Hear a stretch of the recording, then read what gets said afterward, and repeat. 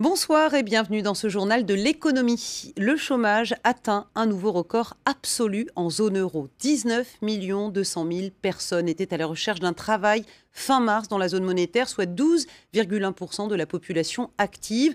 Parmi les plus touchés, la Grèce, l'Espagne ou le Portugal. Bref, 3 pays bénéficiant d'une assistance financière internationale. Un argument de plus pour ceux qui veulent desserrer les taux des politiques d'austérité en Europe. Et parmi eux, Enrico Letta, le tout nouveau Premier ministre italien, qui à peine nommé est allé à Berlin. Il est venu demander à Angela Merkel de ne pas oublier la croissance. Écoutez. Nous ne demandons pas une Europe qui autorise à qui le souhaite de s'endetter. Nous voulons une Europe qui mette autant de détermination à construire les règles qui empêchent l'endettement qu'à défendre une politique de croissance.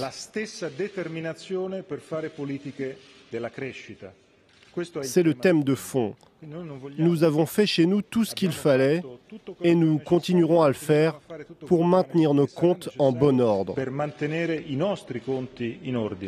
Réponse d'Angela Merkel, consolidation budgétaire et politique de croissance ne sont pas contradictoires et peuvent être menées simultanément. Une croissance qui fait cruellement défaut en France, où le chômage a également battu tous les records. Ce mardi, les socialistes ont déposé leur fameux projet dit Florange, projet de loi Florange. L'idée, c'est d'obliger les grosses entreprises à chercher un repreneur avant toute fermeture de site. Cécile Galuccio nous en dit plus. Février 2012, c'était le temps des promesses. Le candidat Hollande est en visite à Florange. Les hauts fourneaux sont alors à l'arrêt. Juché sur une camionnette devant des centaines de salariés, François Hollande prend un engagement. Quand une grande firme ne veut plus d'une unité de production, mais ne veut pas non plus la céder, nous en ferions obligation pour que des repreneurs viennent et puissent donner une activité supplémentaire. 15 mois plus tard, les hauts fourneaux ont définitivement fermé. La loi, elle, arrive à l'Assemblée, mais les ambitions ont été revues à la baisse. Ce qui devait être une obligation de céder un site rentable est remplacé par une obligation de chercher un repreneur. Désormais, lorsqu'un chef d'entreprise voudra céder un site, il devra tout faire pour chercher un repreneur. Si les juges du tribunal de commerce estiment qu'il n'a pas joué le jeu, ils pourront décider de sanctions financières, une amende jusqu'à 20 fois le SMIC par emploi supprimé, soit 30 000 €. Problème, dans le cas d'ArcelorMittal, il n'y a eu aucun licenciement. L'amende n'aurait donc pas pu s'appliquer. Pour les syndicalistes de Florange, cette loi est insuffisante. Au premier abord, en fait, on a envie de dire mieux vaut tard que jamais. Mais quand on voit la loi qui va être soumise à nos parlementaires, la loi dite Florange, on voit très bien qu'elle a été purement et simplement vidée de son contenu d'origine. Chaque année, une poignée d'entreprises pourrait être concernée par ce texte. Mais pour les députés socialistes, l'engagement de François Hollande est désormais rempli. Toujours en France, Phonehouse fermera boutique courant 2014. Le groupe met en avant un problème de rentabilité. Les ventes sur Internet et les forfaits mobiles low cost ont rogné ses marges. Phonehouse dit être en négociation avec des repreneurs. Objectif, sauvegarder l'emploi des 1200 salariés du groupe. Même diagnostic chez Best Buy, le Darty américain, et actionnaire de Phonehouse. Le groupe d'électronique grand public quitte l'Europe. La concurrence d'Internet est passée par là. Concrètement, Best Buy revend ses parts à son partenaire européen Carphone House.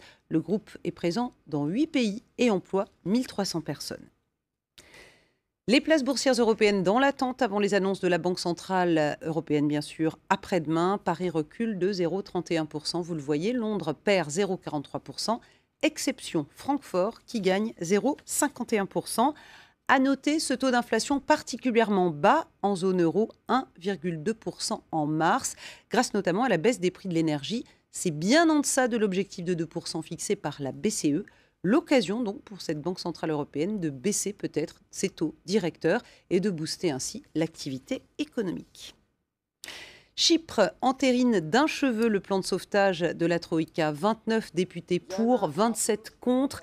Nicosie va pouvoir bénéficier des 10 milliards d'euros de prêts en échange bien sûr d'un plan d'austérité et d'une restructuration de ses banques. Un accord gagnant-gagnant sur la toile chinoise. Alibaba, géant de la vente en ligne, prend 18% des parts de Sina Weibo, le Twitter chinois. Résultat, Alibaba comble son retard en matière de réseaux sociaux et de son côté, Weibo gagne en rentabilité grâce à la publicité apportée par son nouveau partenaire. On reste en Asie avec l'arrivée d'un géant américain en Birmanie. Ford va ouvrir son premier point de vente dans le pays. Jusqu'ici, les Birmans se contentaient de vieilles guimbardes arrivées du Japon et plus rarement d'Occident. Mais le régime s'ouvre et les sanctions commerciales ont été levées. Regardez. La Birmanie, c'est la nouvelle destination des investisseurs. Ford vendra des voitures d'ici la fin de l'été dans le pays. Pendant des décennies, les taxes d'importation imposées par l'ancienne junte ont étranglé le marché automobile. Mais depuis peu, la plupart des sanctions économiques occidentales ont été levées. Nous sommes en première ligne pour répondre à l'appel du gouvernement et des entreprises américaines d'investir en Birmanie. Nous avons eu un grand soutien de l'ambassade américaine. Jusqu'à présent, la majorité du parc était constituée de voitures japonaises et de quelques vieux modèles occidentaux.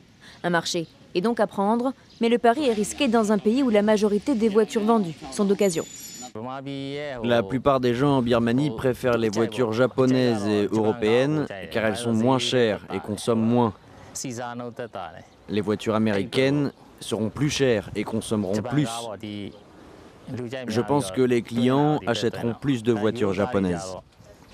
La Birmanie est le pays le plus pauvre d'Asie du Sud-Est.